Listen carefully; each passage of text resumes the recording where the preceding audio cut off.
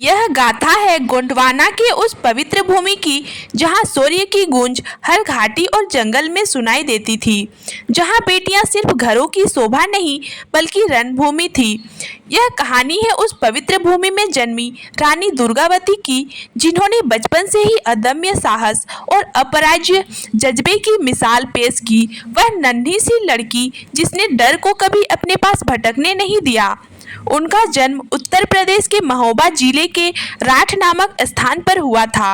वह कालिंजिर के अंतिम शासक महाराजा कीर्ति सिंह चंदेल की इकलौती संतान थी।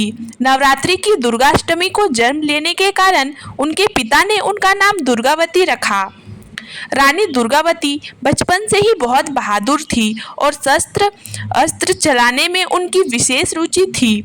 उन्होंने राजकुमार के समान ही वीरता के कार्यों का प्रशिक्षण लिया। वह घुड़सवारी करने और शिकार करने में भी निपुण थी। उनके पिता ने उन्हें पिता के साथ साथ माँ का प्यार भी दिया और उनका पालन पोषण बड़े लाड़ प्यार से किया। दुर्गावती का विवाह गोंडवाना नरेश राजा दलपति शाह से हुआ था। वह एक वीर, दानी और न्यायप्रिय शासक थे। दुर्गावती गोंडवाना की रानी बन गई और उन्होंने एक पुत्र को जन्म दिया जिसका नाम वीर नारायण रखा गया।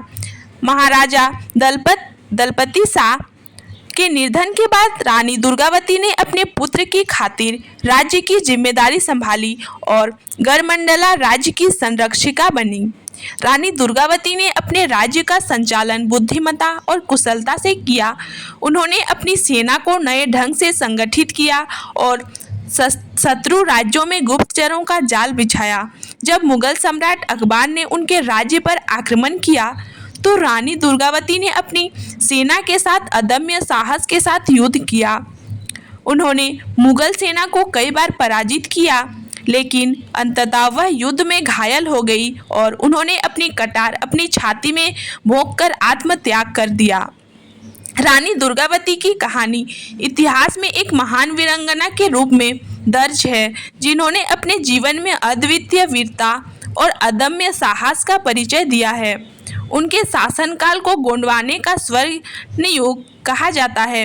आज भी जबलपुर नगर में स्थित रानीताल, चेरीताल और दमन महल उनकी स्मृति को बनाए हुए हैं। रानी दुर्गावती की वीरता और बलिदान को हमेशा याद रखा जाएगा और वह आने वाली पीढ़ियों के लिए एक प्रेरणा का स्रोत बनी रहेंगी।